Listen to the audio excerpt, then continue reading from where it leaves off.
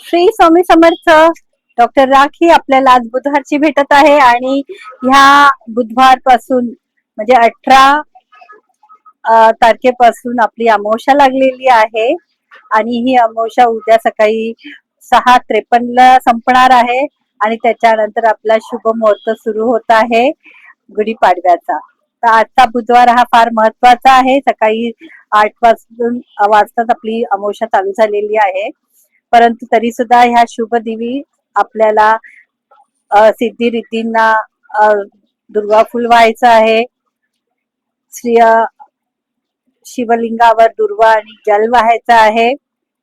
दारामध्ये संध्याकाळी तुरटीचं पाणी घेऊन पूर्ण दार म्हणजे उंबरठा वगैरे पुसून घ्यायचा आहे आणि दुर्वाने पूर्ण घरामध्ये गंगाजल की गौमूत्र असेल ते शिंपडायचं आहे, ज्याच्याने आपल्या नववर्षाचे आगमन होत आहे. त्याचप्रमाणे आज चैत्रातल्या देवींचं सुद्धा आगमन उद्यापासून होणार आहे. नवरात्री सुरू होत आहे. तर अशा प्रकारे आज शुभ दिनाची म्हणजे मातेची सुद्धा आगमनाची आपल्याला तयारी करायची आहे. दार उंबरठा छान पुसून घ्यायचा आहे तुटीच्या पाण्याने. त्याच्यानंतर तिथे रांगोळी काढायची आहे. संध्याकाळी तिथे 2 दिवे लावायचे, उजव्या बाजूला आणि डाव्या बाजूला. जरा ही अमावस्या पण महत्वाची आहे. याच्यामध्ये दान धर्म करायला विसरू नका.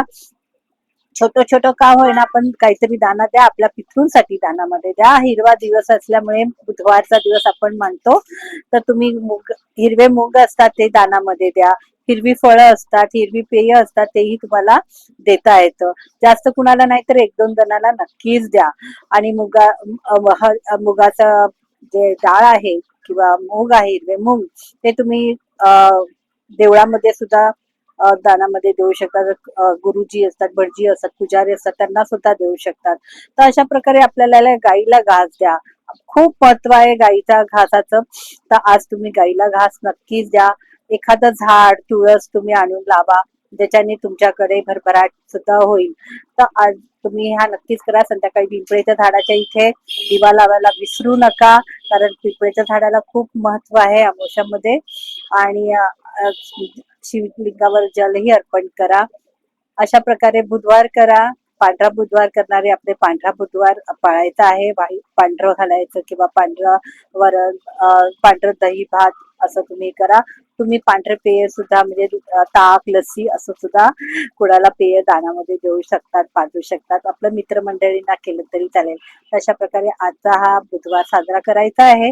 संध्याकाळी न विसरता दिवे लावायचे आहेत, घरामध्ये धूपबत्ती करायची आहे आणि उद्याची तयारी मात्र नक्कीच करा.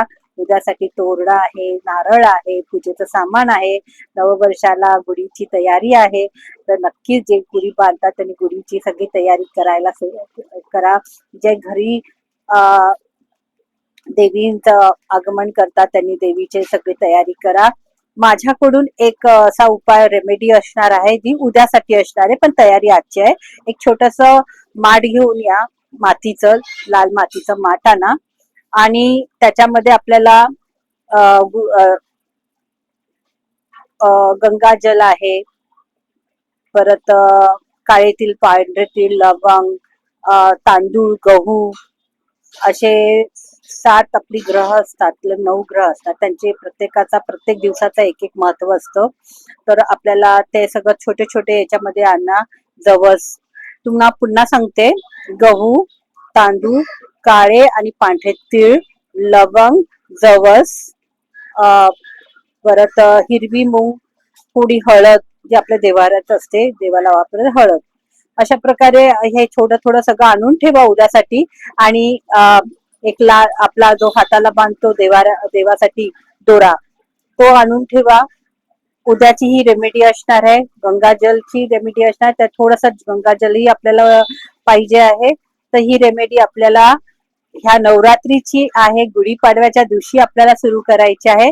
त्याच्यामुळे हे सामान तुम्ही नक्कीच आणा आणि उद्या मी सकाळी तुम्हाला याचं काय आणि कसं करायचं हे नक्की सांगते.